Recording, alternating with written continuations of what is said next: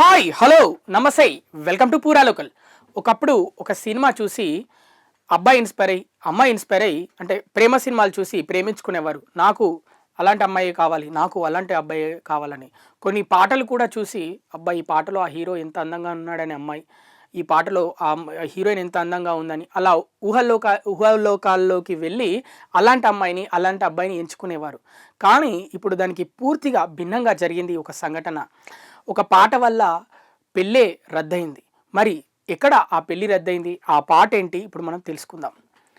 వరుడి dance, పెళ్ళిని రద్దు చేసిన వధువు తండ్రి. పెళ్లిలో సరదాగా తన ఫ్రెండ్స్తో కలిసి డ్యాన్స్ చేసిన వరుడికి వధువు తండ్రి షాక్ ఇచ్చాడు.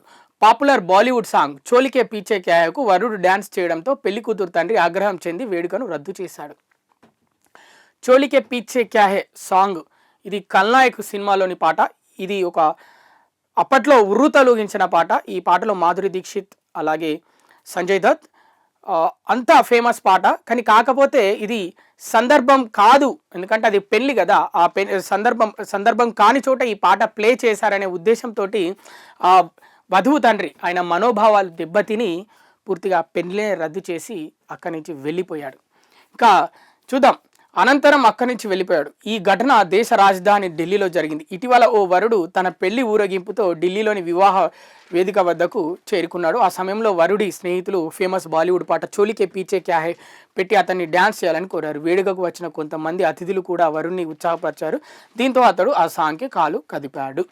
ఊరేగింపుగా మామూలుగా ఫంక్షన్ హాల్ వద్దకి, వివాహ వేడుక వద్దకైతే ఖచ్చితంగా తీసుకొని వస్తారు బ్యాండ్ మేళంతో. అలాగే కొంతమంది గుర్రం మీద తీసుకొని వస్తారు, కొంతమంది కారులో తీసుకొని వస్తారు పెళ్లి కొడుకుని. అదేవిధంగా స్నేహితులందరూ కలిసి ఊరేగింపుతో పెళ్లి కొడుకుని వివాహ వేదిక వద్దకు తీసుకొచ్చిన సమయంలో ఈ పాట ఫంక్షన్ హాల్లో అయితే అప్పుడు పెట్టడం జరిగింది. పెట్టడంతో ఇక వరుడు కూడా ఊపు మీద ఉన్నట్టున్నాడు ఫ్రెండ్స్ వల్ల. కథం వరుడు కూడా ఆ పాట మీద డ్యాన్స్ చేశాడు. దీంతో ఆగ్రహించిన వధువు తండ్రి వరుడు తీరు కాబోయే మామకు నచ్చకపోవడంతో పెళ్లి వేడుకలు నిలిపివేశాడు. వివాహాన్ని రద్దు చేస్తున్నట్లు ప్రకటించాడు. పూర్తిగా కుటుంబ విలువల్ని వరుడు అవమానపరచాడంటూ ఆరోపించాడు. ఈ అనూహ్య పరిణామంతో వధువు కంటతడి పెట్టుకుంది. ముఖ్యంగా ఇక మనోభావాలు అంటాము, అలాగే కొన్ని ఆచార సాంప్రదాయాలు కూడా ఉంటాయి పెద్దవాళ్ళకి. వాళ్ళు పెళ్ళి అనేది ఒక దైవంతో సమానంగా చూస్తారు. ఎందుకంటే జీవితంలో ఒకటేసారి వస్తుంది ఈ వేడుక. ఎందుకంటే ఎన్నో మంత్రాలు చదివి దేవుళ్ళని పేర్లు ఉచ్చరిస్తూ పెళ్ళిళ్ళు చేస్తుంటారనమాట.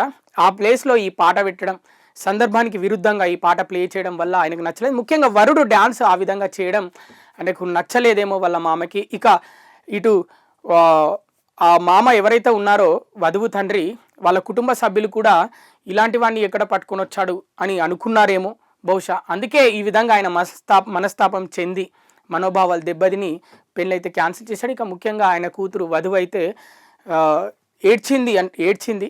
ఎందుకు ఖచ్చితంగా ఏడుస్తారు ఎవరైనా, పెళ్ళి ఆగిపోతే ఎవరైనా ఏడుస్తారు.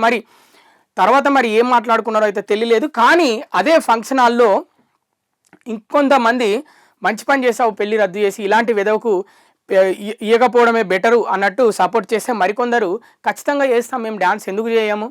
ఈ రోజులల్లో ఇది వెరీ కామన్ అయిపోయింది. ఎన్నో పాటలు పెడుతున్నారు, డ్యాన్స్ ఆడుతున్నారు అందరూ. ఏదేదో ఈ ఒక్క పెళ్లిలోనే ఇలా జరిగిందా అంటూ మరికొంతమంది అక్కడ వారి యొక్క అభిప్రాయాలు అయితే తెలిపారంట.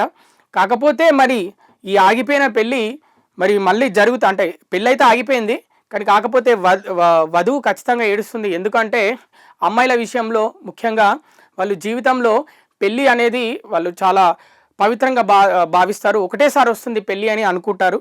మరి ఆ పెళ్లి కాస్త ఆగిపోవడంతో ఆమె మనస్తాపం చెంది ఏడ్చినట్టుంది. కనీసం వాళ్ళ కూతురు కోసమైనా వాళ్ళ తండ్రి ఆలోచించి ఆ అబ్బాయికి ఇచ్చి పెళ్లి చేసేస్తే బాగుంటుందని మరికొంతమంది అయితే అంటున్నారు.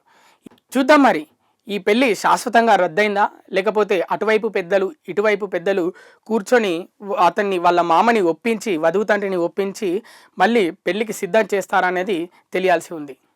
ఇవి ఇప్పటివరకు ఉన్న అప్డేట్స్. మరిన్ని అప్డేట్స్ కోసం చూస్తూనే ఉండండి పూరా local, your choice for local voice.